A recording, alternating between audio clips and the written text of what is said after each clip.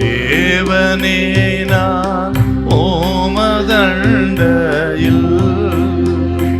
இன்னும் நெருங்கி சேர்வதே என் ஆவல் பூமியில். சங்கீதம் 63:1 வசனம். தேவனே, தேவனே, நீர் என்னுடைய தேவன், நீர் என்னுடைய தேவன், அதிகாலமே உம்மை தேடுகிறேன், அதிகாலமே உம்மை தேடுகிறேன். வறண்டதும் விடாய்த்ததும் தண்ணீர் அற்றதுமான நிலத்திலே என் ஆத்துமா உம்மேல் தாகமா இருக்கிறது, என் மாம்சமானது உம்மை வாஞ்சிக்கிறது.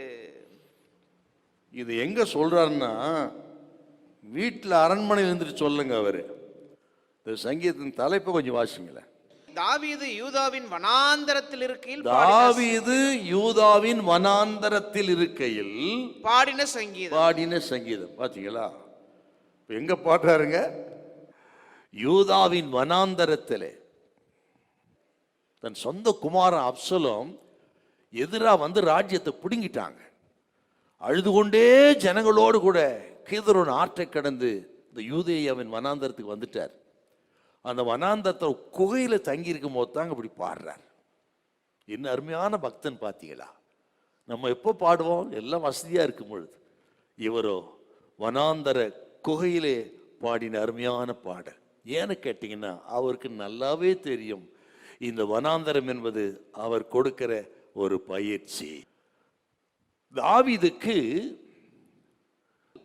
ஆசரிப்பு கூடாரத்துக்குள்ள போக முடியாவிட்டாலும் அவர் வனாந்தரத்தை தங்கிய குகையையே ஆசரிப்பு கூடாரமாக மாற்றிட்டாருங்க.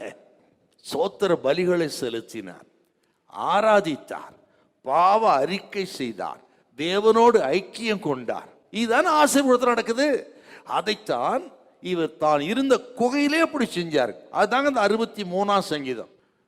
எல்லாம் வசதியா இருக்கும் போது ஆராதிப்பது, கர்த்தர் நல்லவன் சொல்றதெல்லாம் இயல்புதான். ஆனால் எல்லாவற்றையும் இழந்தாலும் சரி, என் மீட்பர் உயிரோடு இருக்கிறார், என் கண்கள் அவரை காணும், என் சொந்த கண்களே அவரை காணும் என்று சொல்வதுதான் கிறிஸ்தவன்.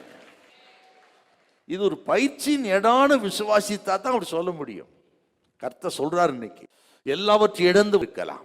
ஒரு காலத்துல ரொம்ப நல்லா இருந்து இன்றைக்கு எல்லாம் இருந்து ஒரு வருமானமும் இல்லாம நீங்க வெறுமையா இருக்கலாம். இன்னைக்கு ஒரு காலத்துல அநேகருக்கு வாரி கொடுத்து இருப்பீங்க, அநேகர் வாழ வைத்து இருப்பீங்க, அநேகருக்கு நீங்கள் ஒரு ஆசீர்வாதத்தை வாய்க்காலா இருந்திருப்பீங்க. இன்னைக்கு எல்லாவற்றையும் எழுந்து வெறுமையாய் வறுமையாய் இருப்பீங்க. உங்களுக்கு ஆண்டவர் சொல்றாருங்க, இந்த நேரத்திலே நீங்கள் ஆண்டவரை துதித்து பாடுவதுதான் ஆவிக்கிற வாழ்க்கை. நீங்கள் சவுண்டா இருக்கிறீங்க, நீங்கள் தான் பலவான்களா இருக்கிறீர்கள். கர்த்தர் உங்கள் வனாந்தரத்தை மாற்றுவார். நீ இழந்து போனதை திரும்ப தருவார். உனக்கு முன்பு இருந்ததை காட்டிலும் மேலாக வைப்பார். உன்னை ஆவிக்கிற நிலைமையிலும் பொருளாதாரத்திலும் இன்னும் மேன்மையாக வைப்பார். இந்த மாதம் ஆசீர்வதிக்கப்பட்ட அற்புதமான மாதமா இருக்கும். இதை செய்து இந்த வார்த்தை உண்மையானது என்பதை கர்த்தர் நிரூபித்து தருவார். நீ இழந்ததை ஒன்று குறையாமல் திருப்பிக் கொள்வார். ஹல்லேலூயா, ஹல்லேலூயா.